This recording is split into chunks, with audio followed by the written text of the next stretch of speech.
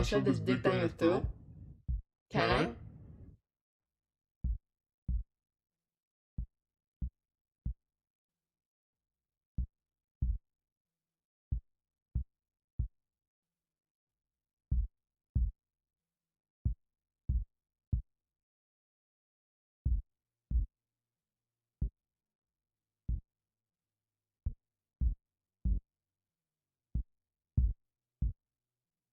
Well, it is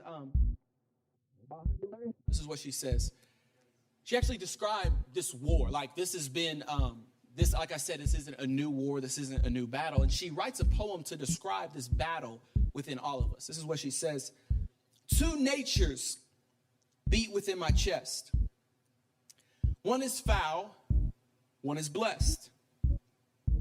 The one I love, the one I hate. The one I feed will dominate. It's 2 through 7. Yeah, I could take a look, sure. It's a little long right now. It's about 430 pages. I have my all is lost moment on page 389, thereabouts. Quagmire!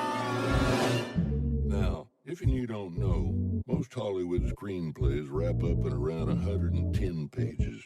And if it's a comedy, why, you want it in the 90s. Anyway, they said I could have these last few seconds to mention something near and dear to me. So, men, don't be afraid to have the doctor put a camera up your old saddle masher. They knock you out now, and it's a good way to make sure there's no bad beans in your mess wagon. We hope you've enjoyed The Family Guy.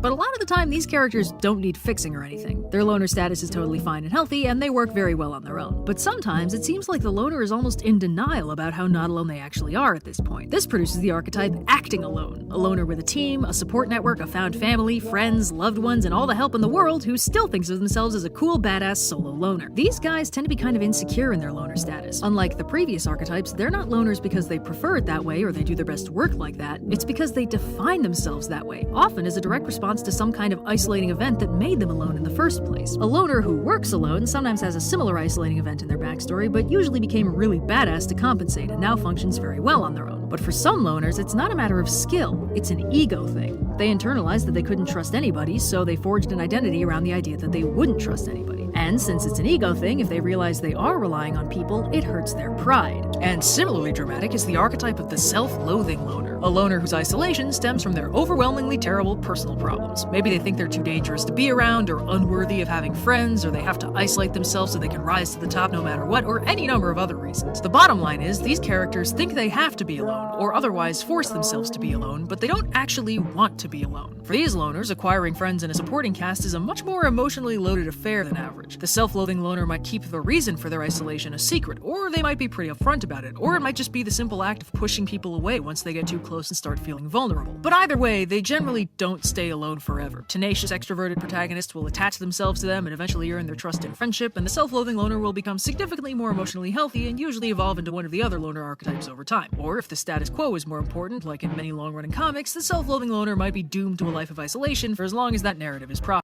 This is causing serious controversy. Switzerland has legalized a new method of assisted suicide.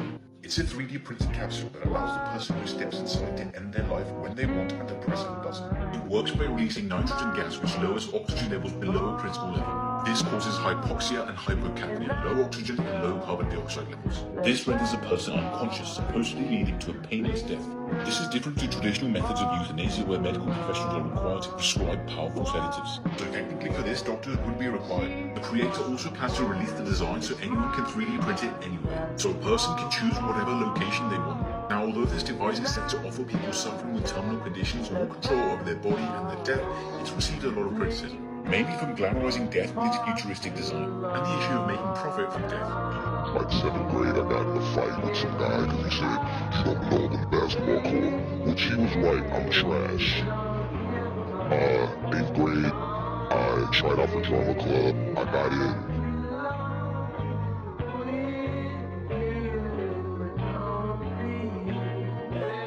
I should have stayed in there.